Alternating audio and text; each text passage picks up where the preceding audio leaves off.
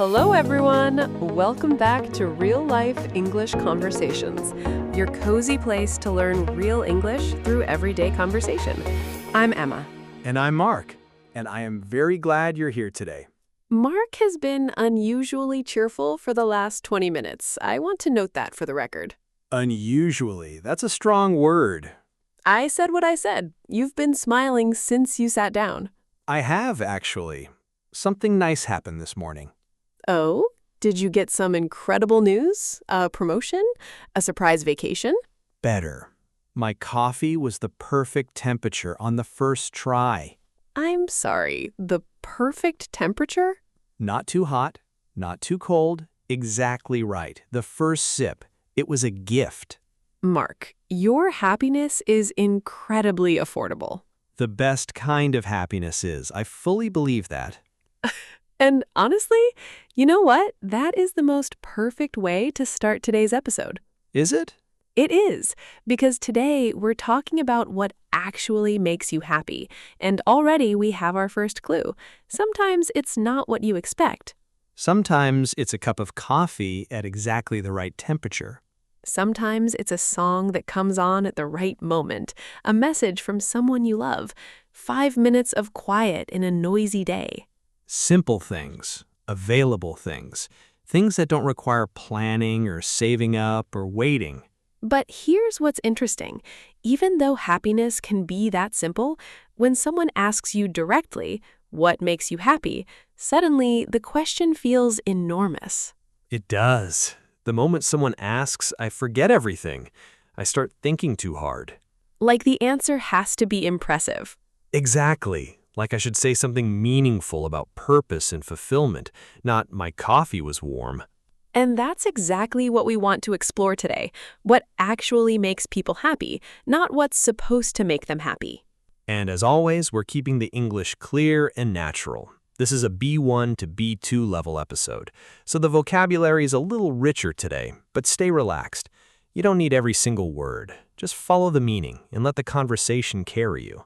And at the end of the episode, we'll go through a vocabulary section together, all the important words and phrases from today, explained simply and clearly. So please stay until the end. That part is really worth it. Okay, let's talk about happiness. So, Mark, let me ask you properly. What makes you happy? See, you just did it. You asked the question, and now I'm nervous. Why? Because now it feels like a test. Like there's a right answer, and if I say coffee, you'll think I'm shallow. I already know about the coffee, so that ship has sailed. Fair point. Okay, honestly, when I think about it, I can't give you one clean answer, because happiness feels like more than one thing. Say more. Well, sometimes what I call happiness is actually just relief. The project is finished. The difficult conversation is over. I can breathe again. That's a kind of happiness. But it's not the same as joy. Right, and sometimes it's excitement, something you're looking forward to, that pull towards something good coming. And sometimes, and this is the interesting one, it's just steadiness, nothing dramatic. Life feels okay. You're not worried, you're not chasing anything, you're just here. Peaceful. Peaceful, which is very different from excited, but still it feels like happiness, doesn't it? I think it might actually be the deepest kind, the one that lasts. So when someone asks, what makes you happy, they're really asking about many different feelings at once. And that's why the brain panics. It can't pick just one. And I think people also get confused because we grow up with a very specific picture of what happy looks like. Big moments, loud celebrations, enormous smiles, success that everyone can see. Like happiness has to arrive wearing fireworks.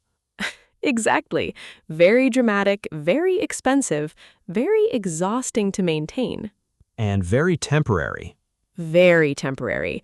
But the quieter forms, peace, connection, meaning, those can stay. Which makes me think the question, what makes you happy, is really two separate questions hiding inside one. What do you mean? One question is, what gives me a good feeling right now? And the other is, what gives my life a sense of meaning and depth over time? And those two things are not always the same. That's really interesting. A person can have fun all the time and still feel empty, and someone else can have a very quiet, simple life and feel genuinely full inside. Because one is about pleasure and the other is about meaning, and both matter, but they work differently. And maybe that's the first honest thing we can say today. Happiness is not one feeling. It has layers. It changes shape. And the more honest you are with yourself about which layer you actually need right now, the closer you get to finding it. So, if happiness has all these layers, why do so many people spend years chasing things that don't actually give them what they need? Because those things look like they should work. From a distance, they look convincing. Say more. More money, more recognition, a better job title, a bigger apartment, being admired, being successful. These things look like happiness from the outside. They're shiny, they're neat, they're easy to explain to other people. And so people reach for them because they look like the answer. And sometimes they do bring happiness, genuinely. I'm not saying they're worthless, but people often load too much hope onto them. The "I'll be happy when" problem. The most dangerous sentence in the language. I'll be happy when I get that job. I'll be happy when I find that person. I'll be happy when I finally reach that goal. And then the thing arrives, and it's good, it really is, but it doesn't feel as big as you imagined. Because you asked it to do too much. You asked one achievement to fix everything, to heal all the insecurity, to silence all the self-doubt, to make everything feel settled forever. And life doesn't usually work that way. Life usually gives you a lovely moment, not a complete transformation. And the tricky part is, we know this intellectually. We've heard it before. We've maybe even told it to other people. And then we go right back to doing it ourselves. Because hope is powerful, and it's human. We want to believe the next thing will be the one that changes everything. So what does actually work? What actually stays? I think the things that last are always about connection, meaning, and rest. Not the shiny things, the grounding things. Grounding things. Things that bring you back to yourself. People who make you feel seen. Work that feels like it matters. A body that's rested. A mind that's quiet enough to notice life. Not exciting, necessarily, but deeply satisfying.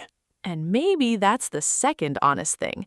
The things we chase are often about looking happy, and the things that actually help are about feeling whole. Looking happy versus feeling whole. That's a real difference. Can we talk about relationships? Because I think this is where the answer gets most real for most people. Please, yes. Here's something I've noticed.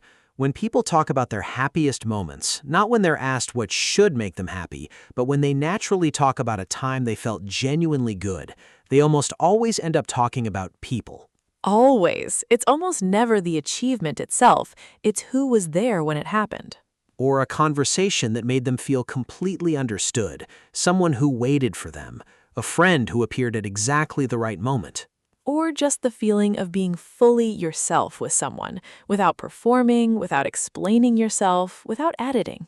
That feeling of, I don't have to be anyone else right now. This is enough. And I think that's because good relationships aren't just enjoyable, they're nourishing. Nourishing. That's a good word. Something nourishing feeds you in a deep, lasting way, not just in the moment. A nourishing friendship gives you comfort, yes, but it also restores you. Somehow, after time with the right people, you feel more like yourself. And the opposite is also true. You can spend time with the wrong people and leave feeling less like yourself. Drained, smaller somehow. Yes, and I think people underestimate how much this shapes daily happiness. Not just the big relationships, the marriage, the family, but the small ones too. A colleague who genuinely listens, a neighbor who smiles, a stranger who says something kind. The web of warmth around you. People often don't realize how much they're held by it until it's gone. Success can impress people, but relationships hold people. That's exactly it. You can have everything that looks right on paper. The job, the salary, the apartment, the life that photographs well, and still feel alone.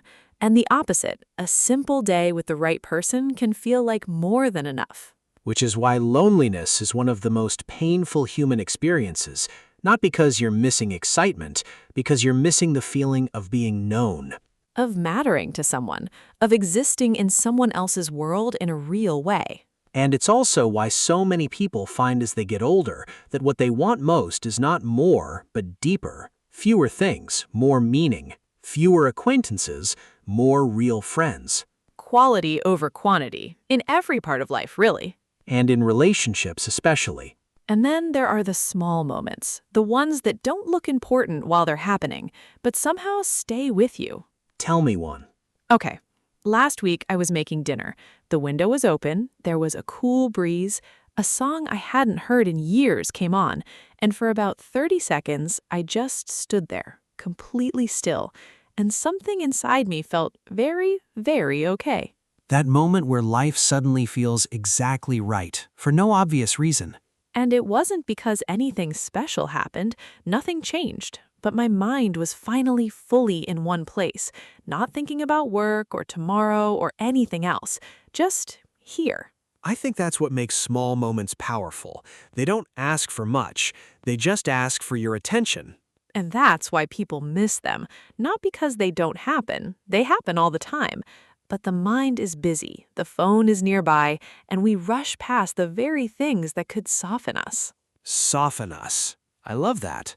I heard someone say once, happiness often hides in ordinary places, not because it's weak, but because it lives where we actually live, in the kitchen, on the commute, in a quiet 10 minutes before the day begins. It doesn't wait for special occasions. It doesn't, and gratitude is what helps you see it. Now, gratitude is a word that gets misused. People think it means pretending everything is fine. But real gratitude isn't about forcing positivity, it's just noticing what's already gentle and good, even inside an imperfect life. The sky can be heavy, and the coffee can still be lovely. Ha! I knew that coffee was going to become a philosophical touchstone today. I contain multitudes. You contain a very good cup of coffee. But seriously, I think that's one of the most underrated adult skills, learning to notice what's good without needing life to become perfect first. Without waiting, without saying, I'll be grateful when things are better. Just, this is here, this is real, this is enough right now. And that's a practice, not a personality type. Some people think they're just not naturally grateful, but it's more like a muscle. The more you use it, the easier it gets to notice. But there's one thing that makes all of this so much harder. I think I know where you're going. Comparison. The thief. The very rude, uninvited guest. Because the moment you start comparing your life to someone else's, even a perfectly decent day can suddenly feel smaller. Nothing has changed in your actual life, but now your mind is standing somewhere else, looking back at your own life with disappointment. And the most dangerous part is that we're usually not comparing ourselves to someone's real life. We're comparing to their presented life, the version they chose to show. Their highlight reel versus our full, unedited film. Exactly. Their beautiful Sunday morning photo versus your actual Sunday morning, which includes laundry and a disagreement and something you burned on the stove. Every life has burned toast, but not every life posts about it. Distance makes things look smooth. From far away, other people's lives look calmer, happier, more together. Reality is always more textured. Every life has difficult days that don't get shared. Every relationship has tensions that stay private. Every success has the struggle behind it that nobody sees.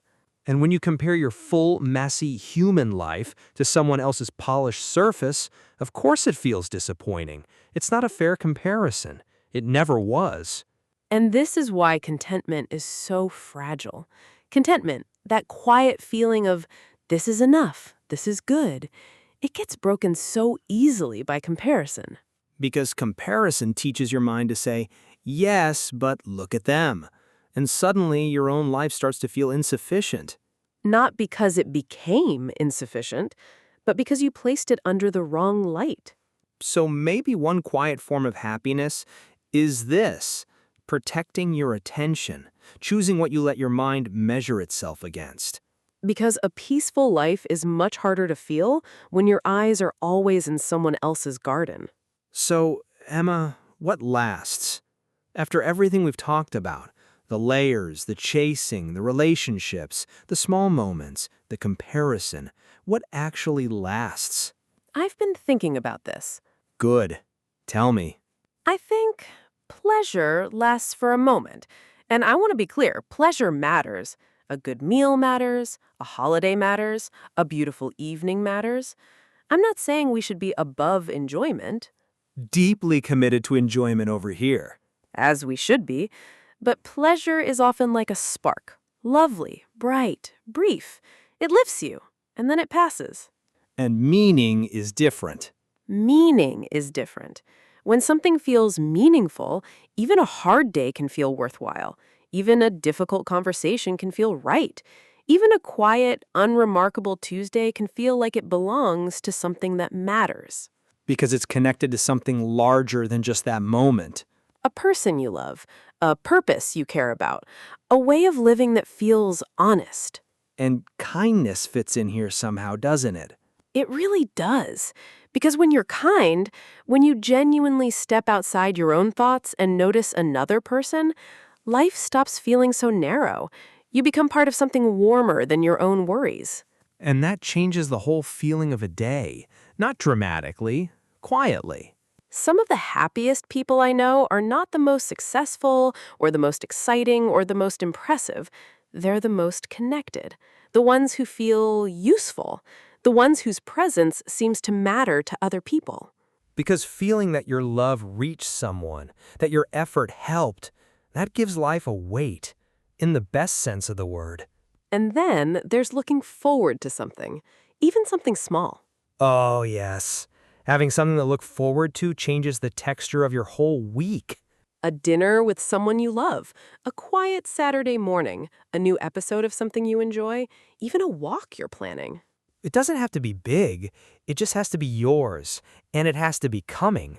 And I think real happiness often lives not just in the moment itself, but in the gentle feeling of, I'm glad this is part of my life. I'm glad this is part of my life. That's beautiful, Emma. Because maybe that's where it all comes together. Not in the loud moments, in the quiet ones, in the steady, everyday things that don't make good stories, but make life feel livable, gentle, yours, Less fireworks? more warmth. And maybe that's the most honest answer to what makes you happy. Not one big thing, not the thing you're supposed to say, but the collection of small, real, daily things that make you feel like yourself, at home inside your own life. And maybe sometimes the perfect temperature on the first sip of coffee. Do not take that away from me. I would never. Before we go into the vocabulary section, we love to know what is one small thing that genuinely makes you happy. Something simple, something real. Write it in the comments. We read every single one, and other listeners will read them too, and maybe feel a little less alone. Because sometimes the most human thing is just knowing that someone else also gets happy about the same small, affordable, beautiful things. Coffee temperature counts. I want to be clear about that. It absolutely counts. And if this episode made you feel something, please like it, subscribe, and share it with someone who needs a good conversation today. Okay, let's go through some of the most important words and phrases from today. Emma, would you like to lead us through? I would love to. Let's slow down and look at some of the words and phrases from today's conversation. I'll explain each one simply, give you 2 examples, and then you'll say it with me. Ready? Fulfillment. Meaning a deep feeling of satisfaction that comes from something meaningful, not just fun or exciting, but genuinely important to you. Example 1. She found fulfillment not in the salary, but in the feeling that her work actually helped people. Example 2. He had everything that looked successful, but something was missing. He was searching for fulfillment. Repeat. Fulfillment. Fulfillment. Fulfillment. Contentment. Meaning a quiet, calm feeling of being okay with what you have right now. Not loud happiness, just a gentle, this is enough. Example 1. She wasn't living a dramatic life, but she felt a deep contentment sitting in her garden with a book. Example 2. Comparison is one of the biggest enemies of contentment. It teaches you to always want what you don't have. Repeat. Contentment. Contentment. Contentment. Steadiness, meaning the quality of being stable, calm, and consistent, not shaken by every small change. When your life or emotions feel steady, they feel safe. Example 1. What he wanted most was not excitement. He wanted steadiness, the feeling that his life was solid beneath his feet. Example 2. After a difficult year, she found her steadiness again. Small routines helped. People who cared helped. Repeat. Steadiness. Steadiness. Steadiness. Nourishing, meaning something that feeds you in a healthy, lasting way, not just physically, but emotionally. A nourishing relationship makes you feel stronger, more yourself. Example 1. Not all friendships are nourishing. Some drain you. The nourishing ones leave you feeling more like yourself. Example 2. She was looking for a nourishing life, not a busy one, not an impressive one, just one that fed her soul. Repeat. Nourishing. Nourishing. Nourishing. Grounding, meaning something that helps you feel connected to yourself and to reality. Grounding things bring you back when life feels scattered or overwhelming. Example 1. Cooking dinner every evening was grounding for her. It was the same every day, and that sameness helped her feel stable. Example 2. He needed something grounding after a chaotic week. A walk, a quiet dinner, some time without screens. Repeat. Grounding. Grounding. Grounding. Intellectually, meaning knowing or understanding something with your mind, but not necessarily feeling it. When you know something intellectually, you understand it, but it hasn't fully reached your heart yet. Example 1. She knew intellectually that comparison was bad for her, but knowing it and stopping it were two different things. Example 2. We all know intellectually that small moments matter, but we keep rushing past them anyway. Repeat. Intellectually. Intellectually. Intellectually. Gratitude, meaning noticing and appreciating the good things that are already in your life, not pretending everything is perfect, but genuinely seeing what is gentle, good, or real. Example 1. Gratitude didn't mean she ignored the hard parts. It just meant she also noticed the good ones. Example 2. He started each morning by thinking of one thing he was grateful for. It was small, but it changed the color of his whole day. Repeat. Gratitude. Gratitude. Gratitude. Textured, meaning having depth, complexity, and layers, not smooth or simple. A textured life or story has many different parts, some light, some difficult. Example 1. From a distance, other people's lives look smooth and easy, but reality is always more textured. Example 2. She wasn't looking for a perfect life. She was looking for a rich, textured one, with all its difficulties and joys. Repeat. Textured. Textured.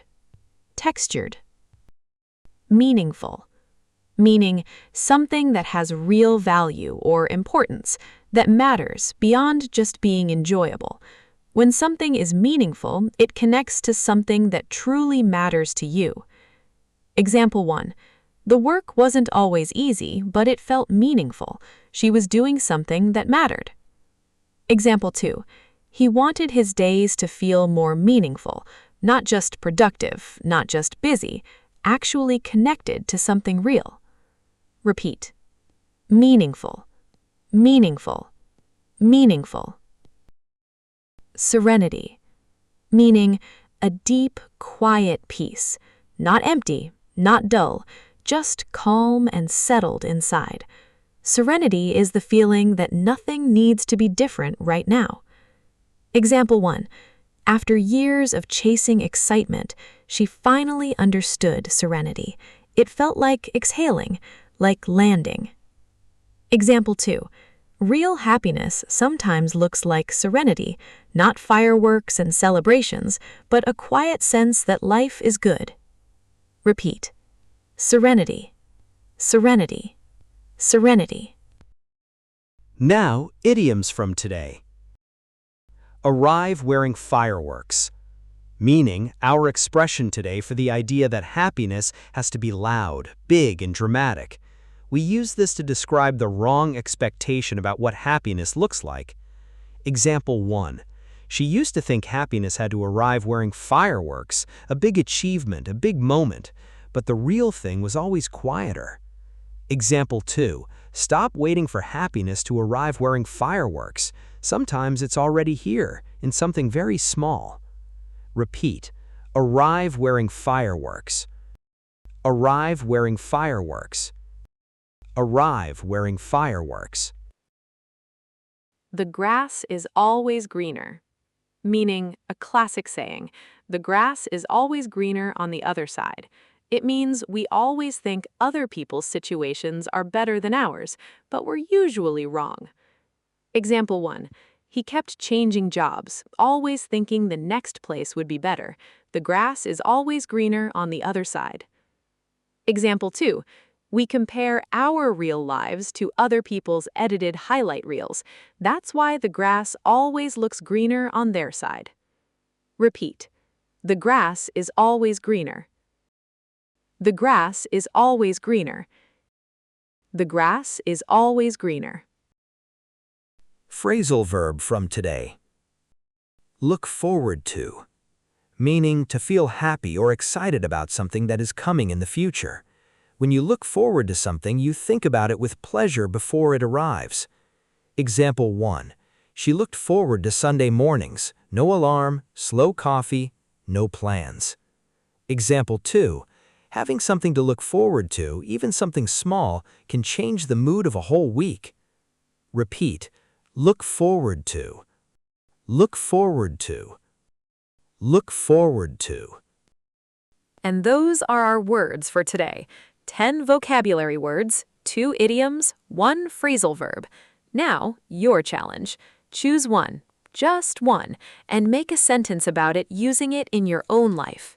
Say it out loud, write it down, or share it in the comments. That moment when you use a new word in your own sentence is the moment it becomes yours. And that's the goal, not just to know words, to live them. So what makes you happy? Maybe it's something big. Maybe it's something embarrassingly small. Maybe it's a message from someone you love, a quiet evening, a window open on a cool night, something funny that nobody else would understand. Maybe it's a cup of coffee at exactly the right temperature. We support all of it, we really do. From Mark And Emma. Thank you for spending this time with us. We'll see you next time on Real Life English Conversations. Take good care and go find your warmth.